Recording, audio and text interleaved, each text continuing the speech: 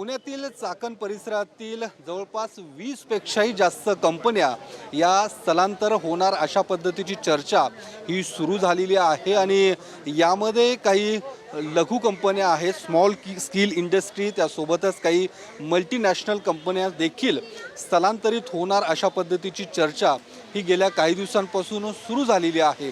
मात्र या कंपन्या स्थलांतरित का होत आहेत यामागची कारणं देखील शोधण्याची गरज आहे आणि त्यामध्ये ज्या काही पायाभूत सुविधा आहेत त्या मिळत नसल्यामुळे अशा पद्धतीने या कंपन्या स्थलांतरित होणार एकूण या कंपन्यांचं म्हणणं आहे।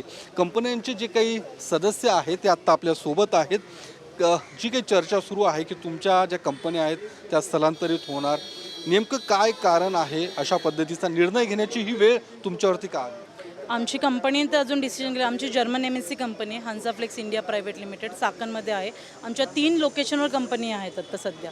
तर सध्या आता मुद्दा असा आहे की गेले 2 वर्ष, मी 2009 पासून चाकणमध्ये आहे, पण गेले 2-3 वर्ष जी परिस्थिती मी बघते ती खरंच बघण्यासारखी नाही आहे। ही पत्रकार परिषद वगैरे आपण जे इथं घेतो ना, तुम्ही येऊन ते चाकणच्या रस्त्यावर घ्या, तिथं बघा ॲक्च्युअल किती खड्डे आहेत, किती प्रॉब्लेम आहेत तिथं, प्रॅक्टिकल प्रॉब्लेम सगळे ऑब्झर्व झाले पाहिजे तिथे। आणि पत्रकार परिषद घेऊन या सगळ्या गोष्टींना काही फायदा नाही आहे। जो चाकणकडून जो रेव्हेन्यू जनरेट होतोय, जे कंपन्यांकडून तुमच्याकडून जो रेव्हेन्यू जनरेट होतोय, तर त्याच्यावर आन्सर गव्हर्नमेंट देत नाही आहे। ते फक्त नितीन गडकरी साहेब कधी रस्त्यावर आलेत, देवेंद्र फडणवीस साहेब कधी रस्त्यावर आलेत, बघितले ॲक्च्युअल परिस्थितीचं काय चालू आहे आमच्या तिथं परिस्थिती। लोक 5-5 तास ट्रॅफिकमध्ये अडकत आहेत, 1-1 तास नाही, शिफ्टसाठी डिले 3-3 तास होतोय। आम्ही मध्ये 2 आठवड्यापूर्वी 3 दिवस कंपनी बंद ठेवली होती।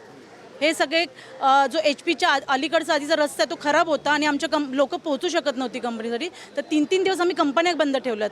हा एवढा मेजर प्रमाणाचा लॉस आम्ही कसं हे करणार? माझे MD ॲलिस्टर विगिन्स, इव्हन आमचे काही लोक फॉरेनर आहेत, ते 4-4 तास प्रवास करतात आणि कंपनीमध्ये येतात, आणि बाकीचे सामान्य जनता, ऑपरेटर म्हणा, 5-5 तास ट्रॅफिकमध्ये अडकतोय। आणि सर्वात महत्त्वाचा मुद्दा म्हणजे प्रत्येक दिवशी 1 वर्षभरात 360 लोक गेलेली आहेत, एका दिवसाला 1 व्यक्ती गेलेला आहे। याचं उत्तर सरकार काय म्हणजे याचं उत्तर दिलं पाहिजे ॲक्च्युली, की the thing is that the whatever thing is happening over there, the action needs to be taken. चर्चा करून पेपरवर लिहिलं आहे की बाबा आम्ही हे आमचं टेंडर पास झालेलं आहे, आम्ही हे करणार आहोत, आश्वासनं नको आहे। ॲक्च्युली प्रॅक्टिकली येऊन बघा प्रॉब्लेम काय आणि त्याच्यावर सोल्युशन झालं पाहिजे। काल मुख्यमंत्र्यांनी देखील मोठं वक्तव्य केलं की टाउनशिप जे पण एकूण डेव्हलप करणं, MIDC टाउनशिप, तुम्हाला वाटतं की हे सगळं केल्यानंतर जे काही तुमचे प्रॉब्लेम्स आहेत ते सुटतील?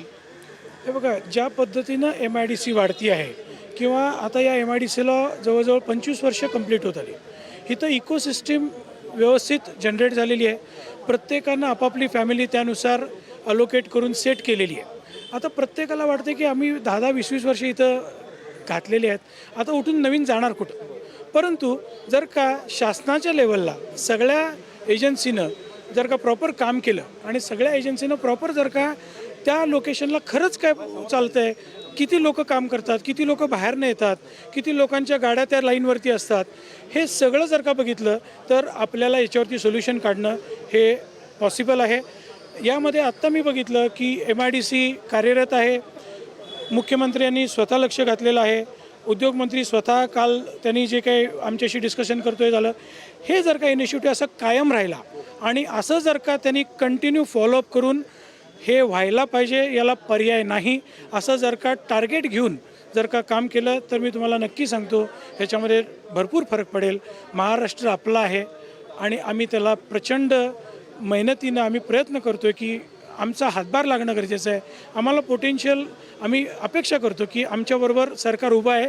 खरं जरा इनिशियल घ्या, थोडंसं सिंक्रोनाइज्ड वेनं जावा, ह्याच्यामधून आपण बाहेर पडू।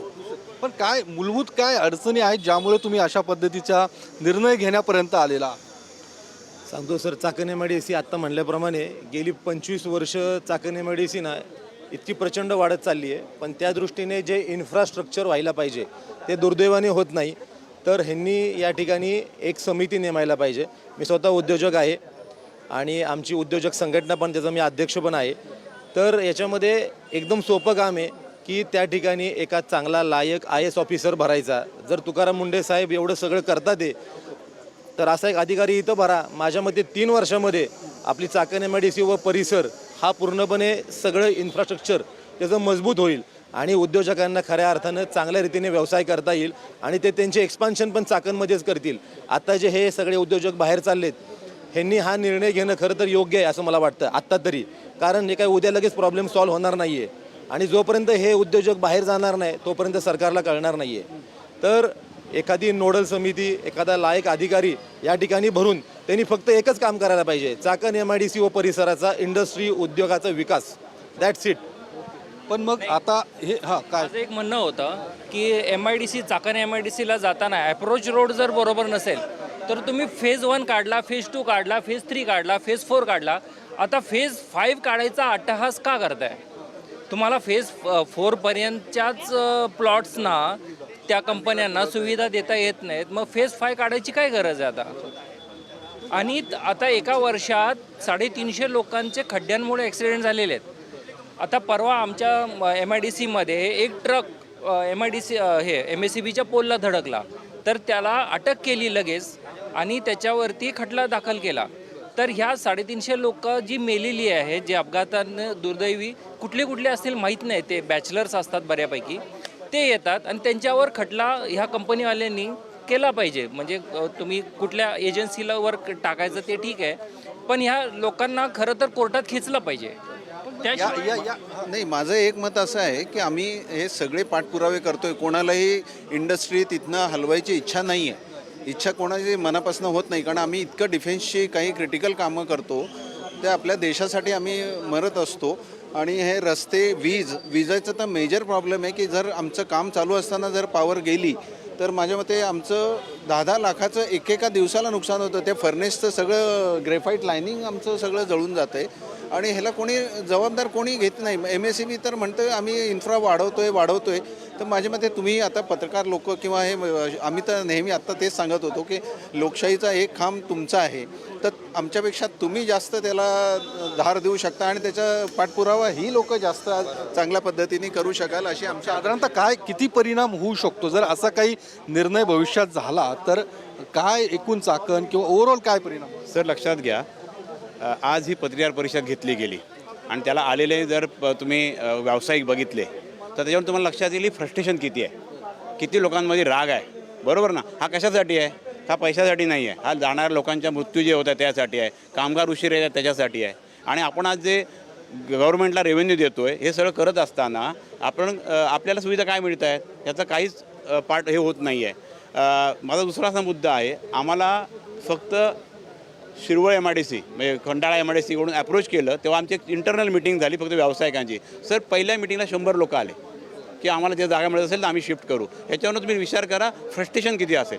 आज उद्योजक ज्याचं काम आहे धंदा करणे तो आज इथे येतो आणि पत्रकार परिषद घेतो, त्याच्यावर गव्हर्नमेंटला ह्याचा नोंद घ्यावी लागेल की आणि ज्यांनी मांडलेले मुद्दे हे काय फार काय रॉकेट सायन्स नाही आहे, एकदम बेसिक मुद्दे आहेत आणि त्यांनी जर मनात आणलं ते लवकर करू शकतात आणि येणारा व्यवसाय आपला जो महाराष्ट्रातून बाहेर जातोय तर ते वाचवू शकतात. काय या सगळ्या ह्याच्यामध्ये ही वेळ आली, सरकारची यापूर्वी तुम्ही पाठपुरावा केला नाही का? सरकारची या संदर्भात चर्चा केली नाही का? मग का? याच्या अगोदर बऱ्याच वेळा चर्चा झाली आहे, एकदा तर आंदोलन झालेलं आहे, मोर्चा निघालेला आहे, त्यावेळेस पण सत्ताधिकारी किंवा बरेचसे मोठी मंडळी येऊन त्या मोर्चात सामील झाली. बऱ्याच वेळा पाठपुरावा झाला पण आत्तापर्यंत कुठलीच गोष्ट पुढं गेलेली नाही. आणि चाकणमध्ये खड्ड्याचा जो प्रश्न आहे ना तो अक्षरशः जगात कुठेही नाही एवढा मोठा हा प्रश्न आहे. 2015मध्ये आम्ही त्या ठिकाणी इंडस्ट्री टाकली, 2015 ते 2020पर्यंत बऱ्यापैकी परिस्थिती होती. पण आता इतक्या कंपन्या वाढत चालल्या आहेत पण त्या प्रमाणात इन्फ्रास्ट्रक्चर हे अजिबात नाही आहे.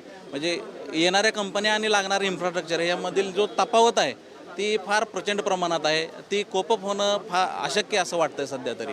पण सरकारने यात लक्ष घालावं आणि उद्योजकाच्या समस्या सोडवाय ही आमची विनंती आहे. तर सरकारने याकडे लक्ष घालावं अशा पद्धतीची भूमिका या सगळ्या उद्योजकांची आहे आणि त्यामुळे 20पेक्षाही जास्त कंपन्या या जर स्थलांतर होत असतील तर निश्चित मोठा फटका हा या परिसराला, चाकण आणि एकूण पुणे जिल्ह्याला बसणार आहे. त्यामुळे सरकारने देखील सकारात्मक विचार करून त्या सगळ्या उद्योजकांच्या ज्या काही अडीअडचणी आहेत त्या प्राधान्याने सोडवणं गरजेचं आहे. आणि या सगळ्या उद्योजकांची मनस्थिती मात्र निश्चित स्थलांतर होण्यासाठी झालेली आहे. त्यावर काय तोडगा काढता येईल या सरकारच्या पातळीवरती विचार करण्याची गरज आहे. कॅमेरामन अभिजित पिसेसह योगेश बोरसे, TV9 मराठी, पुणे.